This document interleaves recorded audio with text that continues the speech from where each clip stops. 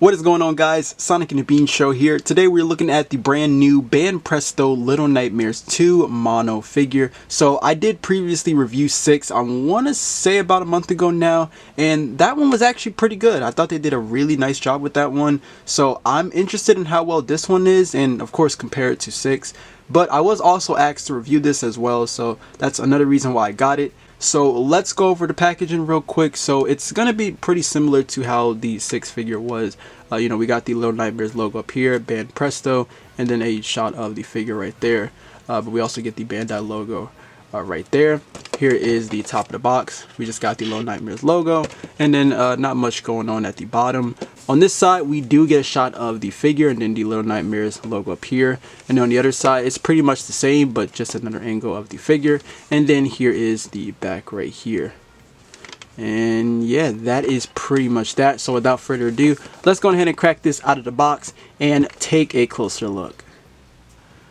Okay, so here's the figure out of the packaging right here, and this one also looks pretty good as well, but there is a big issue that I'm not really a fan of on this guy. And well, actually there's another issue that's kind of similar to what I had with 6, and that's going to be the base. The base is still, plain really. I didn't really like how plain the base really was. Let me just take this off, but as you can see, it's just the peg holes right there, and nothing at the bottom, like no logo or anything like that, no design, but you have that pretty much there. But here's a closer look at the figure right here, and it does look pretty nice. There's like a really nice wash around the entire statue right here, and it's pretty nice around the trench coats, like the wrinkle details going on here, and the sculpted pockets and the stitches going on there. It's even on the, well, I'm gonna have to take this stand right here because the legs, and that's going to be in the way, but it's even a little bit more on the inside. You can see there is still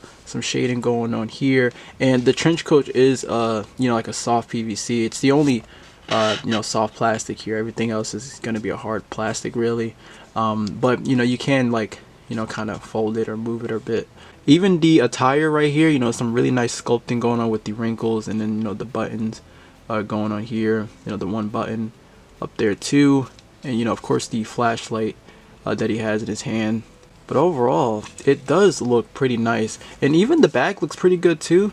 Like there's actually some rips and tears going on, even to the bottom right here, and here's the top of the bag. As you can see some shading going on there.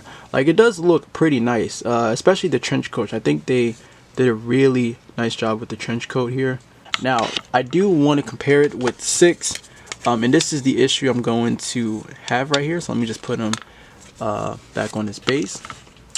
But let's go ahead and bring in 6. So here we have 6, and as you can see, he looks a lot bigger. And I think it's just because I think the head looks a bit too big on the body. And you can definitely tell because I'm sure the top of his head would be where the bag is going to be at. So his head is this size compared to 6 right here. So yeah, the head definitely looks a bit too big here, but overall the figure is pretty nice, but he is a little too big next to 6 here. Another thing I do want to show off here is I do have their packaging. So here here's 6, and then I'll bring in mono right here, and I like how you can even display these like this if you want. See how the boxes kind of looks like they're almost looking at each other in a way, or they found each other or whatever. But it's also cool seeing it like this because it does look like they are looking at each other. So that's kind of cool right there. But I want to show that off if you wanted to see how that is. Here's the other side, and then the back right here. Alright, so that is going to wrap up this review on the Banpresto Little Nightmares 2 mono figure by Bandai. Pretty great overall, especially having him next to 6 right here. Now, I do want to say this. If you plan on picking these up online, it's probably going to be a bit tough.